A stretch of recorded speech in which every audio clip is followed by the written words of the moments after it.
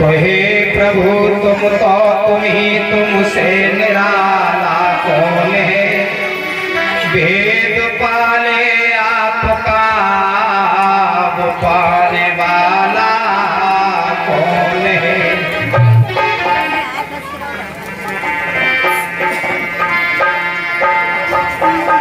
तो तेरी सत्ता के बिना और हे प्रभु मंगल मूल पता तक हिलता नहीं, सो खिले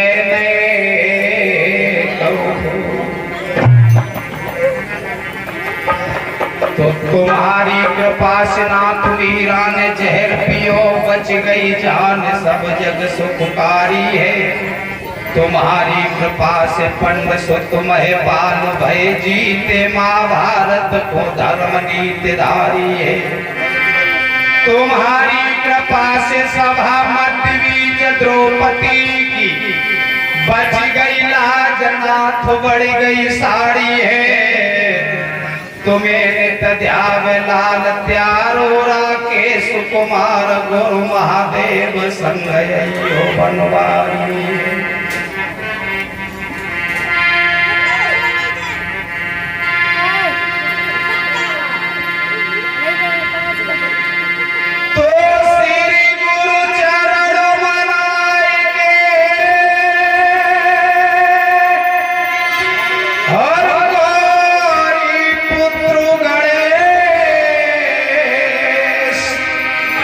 लाज रखो संकट हरो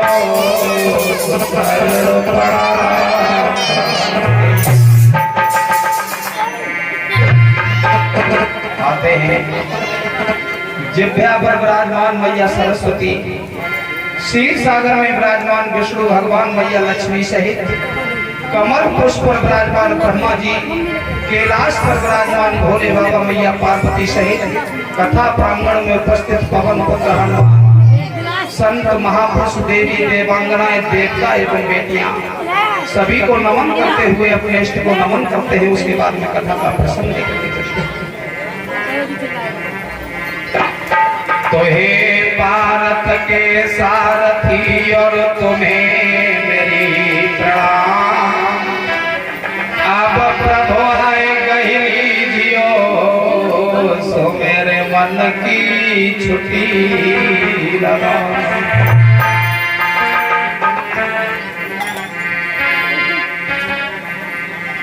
दो शब्दों सारार्थ के लिए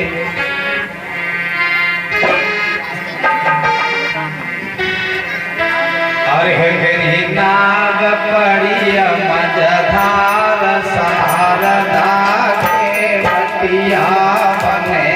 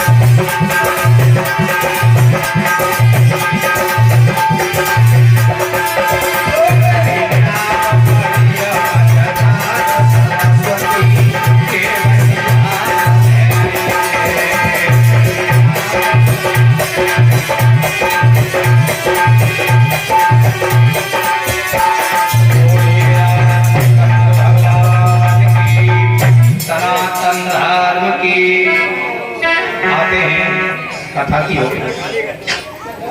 हरिहर क्षेत्र में बैठे हुए गंगा मैया के किनारे व्यास नंदन श्री सुखदेव जी समझाते हैं, राजन कथा को श्रवण करते हुए आपको तीसरा दिवस व्यतीत होने जा रहा है।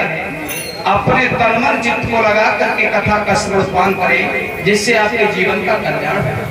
समझाया।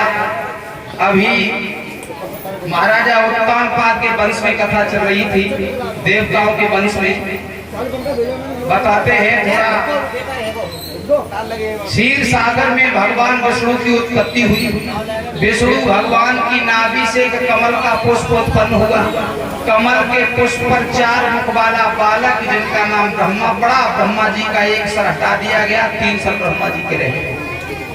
ब्रह्मा जी के पुत्र कश्यप ऋषि हुए। कश्यप जी की 2 पत्नियां थी, दिति और अदिति। एक पत्नी से देवता हुए और एक पत्नी से दैत्य। देवताओं में तो इधर उत्तानपाद प्रियव्रत हुए, जिनकी कथा चल रही थी जिनके वंश में। और दैत्यों की तरफ आपको हम थोड़ा लेकर के चल रहे हैं कि दैत्यों में एक पत्नी से दैत्यों का वंश चला, एक से देवताओं का वंश चला। तो दैत्यों में हिरण्यकश्यप और हिरण्याक्ष 2 भाई हुए। ये हिरण्यकश्यप और हिरण्याक्ष 2 भाई हुए, मगर दोनों भाई ये पूर्व जन्म में भगवान विष्णु के द्वारपाल थे। इनका नाम जय और विजय था। जय और विजय ये दोनों भगवान के द्वारपाल थे। तो ऋषिगण भगवान के दर्शन करने के लिए गए। सनक, सनंदन, सनातन और संत कुमार ब्रह्मा जी के पुत्र थे। जब 4 ऋषि भगवान के दर्शन करने के लिए गए तो ये दोनों भगवान के पहरेदार थे, यानी मुख्य द्वारपाल। जो मुख्य गेट था भगवान का मिलने का, उसी मुख्य द्वारपाल थे। तो ये ऋषियों को उन्होंने रोक लिया। ऋषियों से कहने लगे, तुम हमारी बगैर आज्ञा के भगवान से मिल नहीं सकते। क्यों? कहने घमंड हो गया कि हम भगवान के पहरेदार हैं। वो तो खैर भगवान के पहरेदार थे। आज के जमाने में अगर कोई विधायक के बिना, कोई मंत्री के बिना थोड़ा बहुत जायल करे तो मोहल्ला में से अगर झगड़ा हो जाएगा, वो संवाद करिए विधायक के आदमी। तो वो तो भगवान के पहरेदार थे। घमंड तो हो ही गया। और घमंड हुआ तो घमंडी का सर हमेशा नीचा हुआ करता है। क्यों? कितनी भी तपस्या कर ले और तपस्या में अगर घमंड हो गया तो सारी तपस्या छिन्न हो जाती है। वैसे ही कितना भी दान कर ले और दान करते समय, दान करने के बाद में भी अगर घमंड हुआ कि मैंने इतना दान कर दिया, तो दान छिन्न हो गया। ऐसे ही भगवान के पहरेदार थे और उनको जाते हम रोक दो। ऋषि कहने लगे, अरे हमें किसकी जरूरत है, हमें किसकी आज्ञा की जरूरत है? हम तो ऋषि हैं, और ऋषि भगवान के द्वार में जाने के लिए किसी की आज्ञा की जरूरत होगी? तो ऐसा हो नहीं सकता। इसलिए आप हमें मत रोको। मगर जय और विजय दोनों को घमंड था, भगवान के पहरेदार थे, तो उन्हें अंदर नहीं जाने दिया। तो ऋषियों ने उन्हें श्राप दे दिया और ऋषियों ने कहा, जाओ दुश्मनों, तुम हमें भगवान के दर्शन करने से रोक रहे हो, तो हम तुम्हें श्राप देते हैं कि तुम इस सेवा के योग्य हो गई नहीं, कि तुम अगले जन्म में जाकर के राक्षस बनोगे। एक जन्म में ही नहीं, 4 जन्म में राक्षस बनोगे और भगवान के यहाँ से तुम्हारा उद्धार होगा। तो वही जय और विजय दोनों हिरण्याकश्यप की जो पत्नी थी उससे दैत्यों का वंश चला, वो ही दोनों आकर के इधर इन्होंने जन्म लिया, जहाँ इनका नाम हिरण्याकश्यप और हिरण्याक्षय। अब इतने बलवान हुए कि कोई इनसे युद्ध करने के लिए तैयार नहीं, इतने बलवान हुए। इधर देवता ने सोचा कि कमल के पत्ते पर ये सृष्टि कब तक ठहराएगी, इसलिए उन्होंने पृथ्वी का भार बनाया, पृथ्वी का एक नक्शा बनाया। जैसे हम और आप मकान बनवाते हैं तो उसका नक्शा पहले से उसे फिटिंग कराते हैं कि इस तरह का से यहाँ हमारा बेडरूम होगा या हमारे और काम होंगे।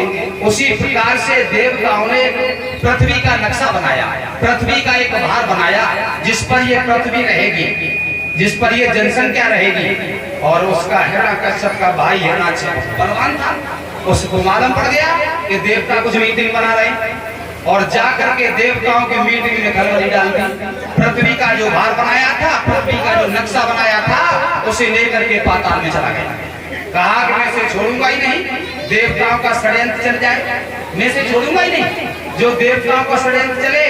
इसलिए पृथ्वी को लिया और पाताल में चला गया। बलवान था। अब देवता सब परेशान हो गए। देवता सोचने लगे, हे प्रभु मदद कीजिए, हे प्रभु रक्षा कीजिए, हिरण्याकश्यप का भाई हिरण्याक्षय पृथ्वी को पाताल में ले गया, इसलिए रक्षा कीजिए। बिछोना सब भीज है, पंडित जी महाराज तखत में निकल जाओ।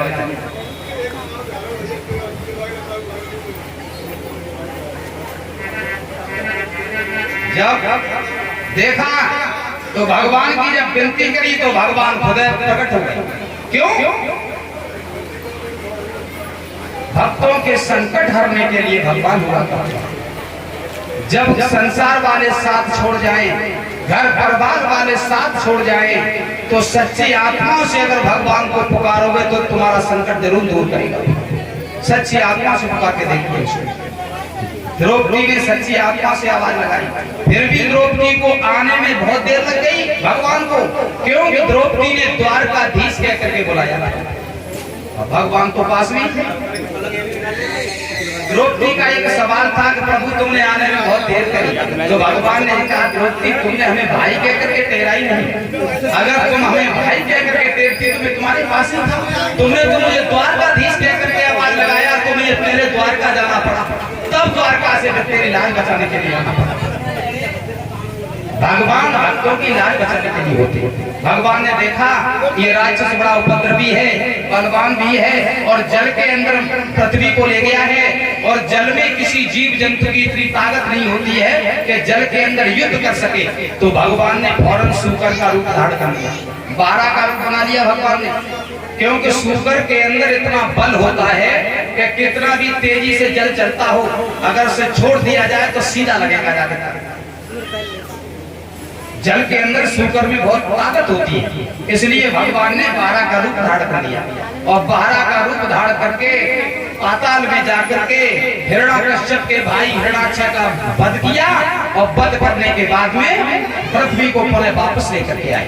देवता जय जयकार करने लगे, बोलिए 12 भगवान की।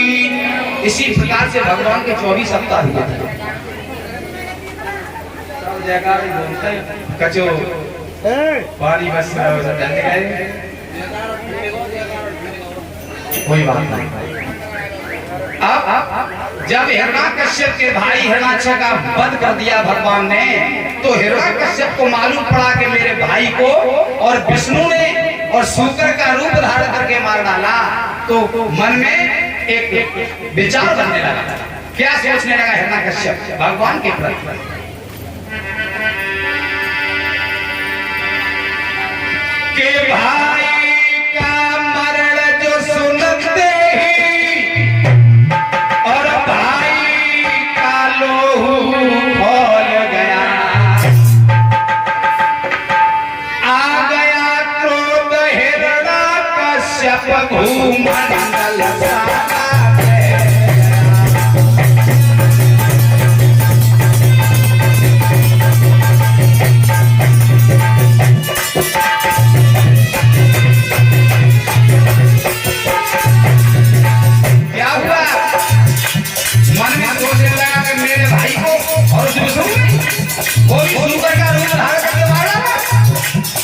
नहीं छोड़ूंगा, तपस्या करूंगा, भक्ति करूंगा, भगवान से वरदान मांगूंगा, इतना बलवान बनूंगा तो उस विष्णु को जरूर मानूंगा। हमें सोचना है मेरे भाई हिरणाक्षेप को उस विष्णु देव ने माना है।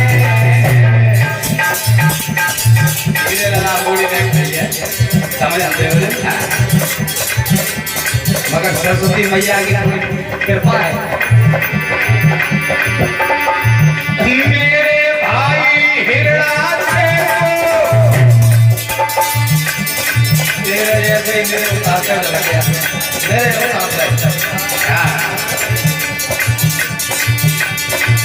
उस विष्णु देव ने माना है, उस हत्यारे को मारूंगा कोई शत्रु माना है।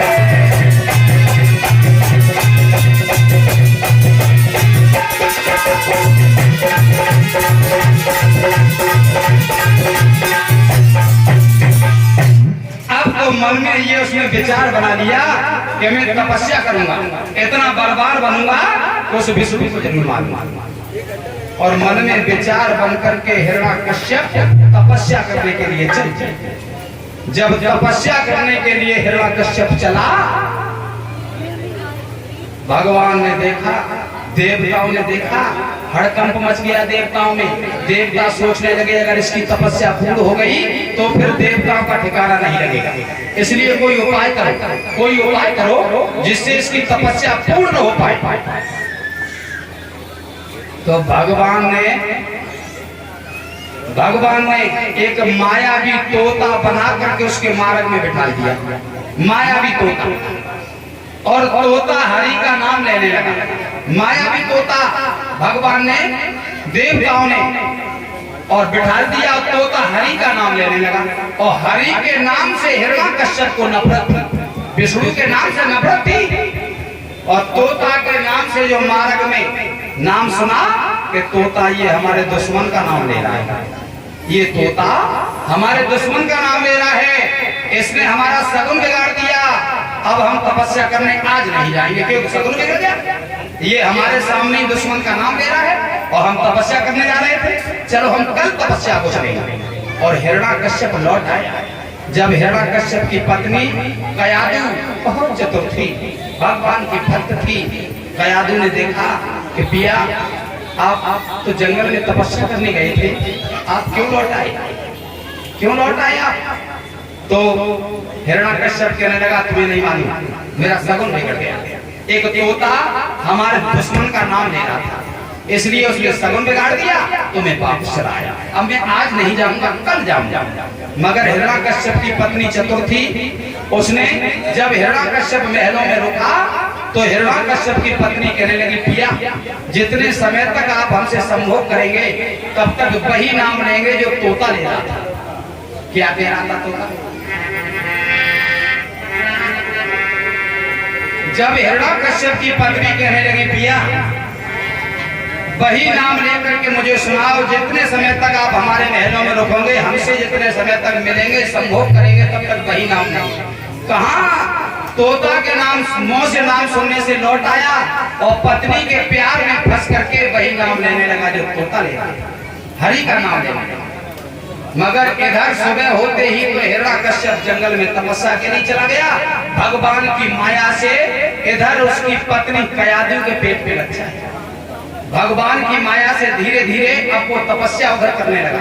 इधर इंद्र ने देखा कि हिरण्याकश्यप तपस्या कर रहा है और उसकी तपस्या पूर्ण हो गई तो फिर देवताओं का ठिकाना नहीं है, इसलिए उसकी पत्नी का अपहरण कर लो और पत्नी को मार देंगे तो उसकी तपस्या खंडित हो जाएगी। इंद्र ने जाकर के हिरण्याकश्यप की पत्नी कयादु का अपहरण कर लिया।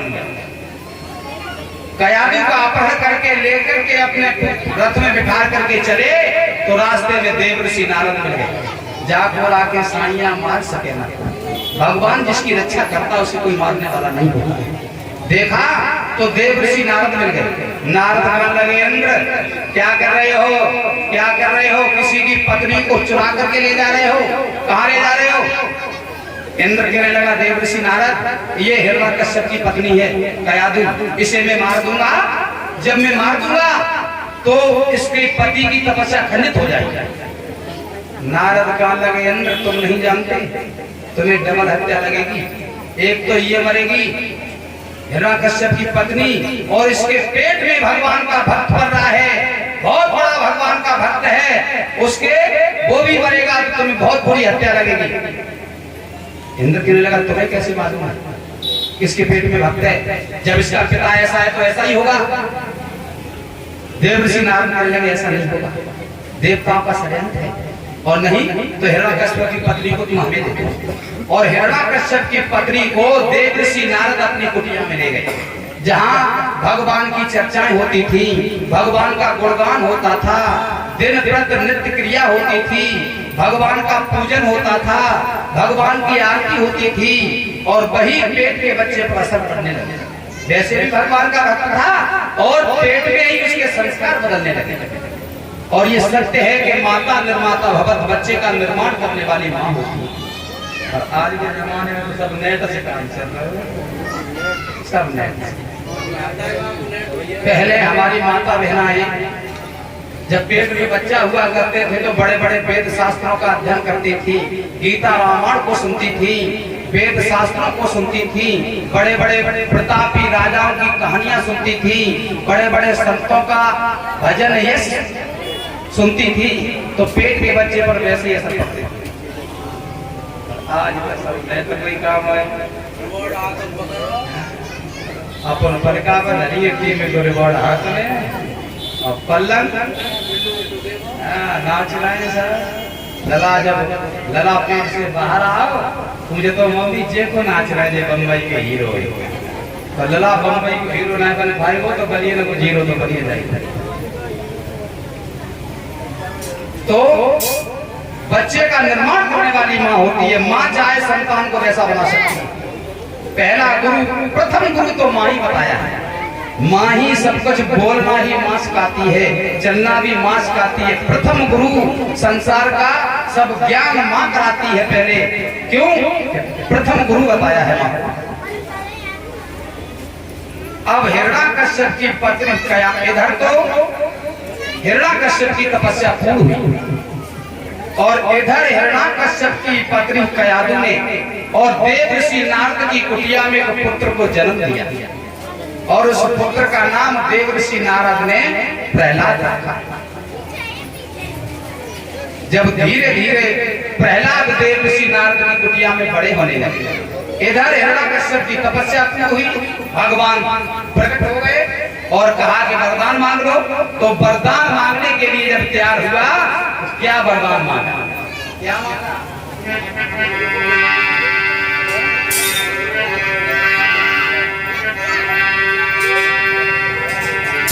कि बाहर न मरूं, भीतर न मरूं, और नीचे न मरूं, ऊपर न मरूं, नर से न मरूं, पशु से न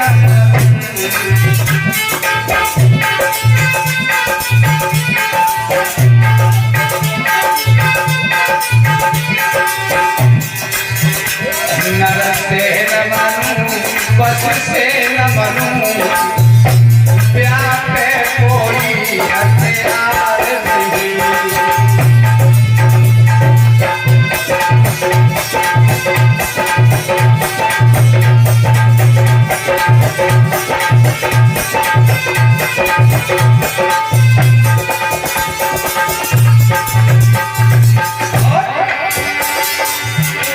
ऊपर न मरूं, नीचे न मरूं,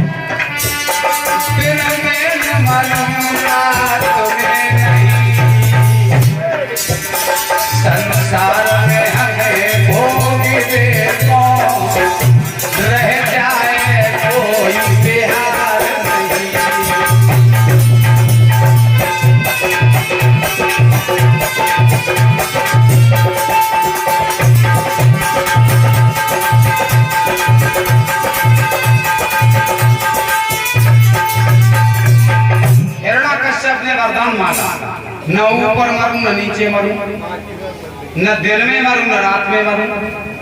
पशु पक्षी कोई भी मार न पाए, नर नारायण कोई न मार पाए, पर्चा भाल ढाल कटारी कोई न मार पाए। यहाँ तक कह दिया कि साल में 12 महीने होते, किसी भी महीने में न तो खुद ही भगवान बन गया। न ऊपर मरे हो, न नीचे मरे हो, न दिन में मरे हो, न रात में मरे हो, तलवार पर्चा भाला ढाल कटारी नर नारायण पशु पक्षी सब कुछ बता दिया। और यहाँ तक कह दिया कि साल में 12 महीने होते, किसी भी महीने में जब अब तो हिरण्यकश्यप घर आ गया। हिरण्यकश्यप कहने लगा अब तो मैं अमर हो गया, अब तो मैं मुझे भगवान भी नहीं मार पाएगा। किसी कैसे भी हो कह दिया सुनो मंत्री, कहीं पर हरि का नाम नहीं लिया जाएगा। और यहाँ तक कह दिया कि यहाँ का भगवान हिरण्यकश्यप, जहाँ भी होगा हिरण्यकश्यप का नाम लिया जाएगा। बगैर हिरण्यकश्यप के आगे आगे कोई काम नहीं हो सकता, क्योंकि यहाँ का भगवान मैं हूँ, ये कह दिया। इधर देवर्षि नारद को मालूम पड़ा कि हिरण्यकश्यप तपस्या करके वापस आ गया है, इसलिए उसकी बीवी और बच्चे उसकी अमानत है हमारे पास, उसके पास बड़े सम्मान के साथ पहुंचा दिया जाए। तो देवर्षि नारद हिरण्यकश्यप की पत्नी और उसके पुत्र को लेकर के चले, जाकर के हिरण्यकश्यप को दिया कि लो आपकी पत्नी और आपका पुत्र है, इंद्र ने इसका अपहरण किया, मैं अपनी कुटिया में ले गया। तो हिरण्यकश्यप ने अपनी पत्नी और पुत्र को अपना लिया, बड़े प्रेम से रहने लगे। देवर्षि को धन्यवाद दिया कि आपने हमारी पत्नी और पुत्र की जान बचाई है, आपके लिए बड़ी धन्यवाद। देवर्षि नारद चले जाते हैं। अब हिरण्यकश्यप भगवान के नाम से दुश्मनी है, मगर हिरण्यकश्यप की संतान जो पुत्र था प्रहलाद, वो हरि का ही नाम लेता था, भगवान का नाम का गुणगान करता था, भगवान के नाम का कीर्तन करता था, भगवान की पूजा अर्चना करता था। मगर हिरण्यकश्यप को ये अच्छा नहीं लगता, हिरण्यकश्यप को अच्छा नहीं लगता था। कोई बात नहीं है, प्रहलाद को विद्यालय में भेजा गया। विद्यालय में प्रहलाद के गुरु थे संडावरक, और संडावरक जो थे वो मास्टर थे। संडावरक पढ़ाते हैं तब तक तो बड़े प्रेम से पढ़ता रहता है, बड़े प्रेम से पढ़ता रहता है भक्त प्रहलाद। और संडावरक जो निकले विद्यालय से, सोई भक्त प्रहलाद कह रहे बच्चों क्या पढ़ रहे हो? मैं पढ़ाता हूं, उसे पढ़ो और हरि का नाम लेना शुरू, हरि का नाम लेना शुरू, भगवान का कीर्तन गाना शुरू हो जाता है भक्त प्रहलाद। संडावरक आ गए, कहने लगे प्रहलाद क्या कर रहा है? चल तू हमसे पढ़ नहीं सकता, तू अपने पिता के दुश्मन का नाम लेना बंद नहीं करता, चल हम तेरे पिता के पास तुझे लेकर के चलते।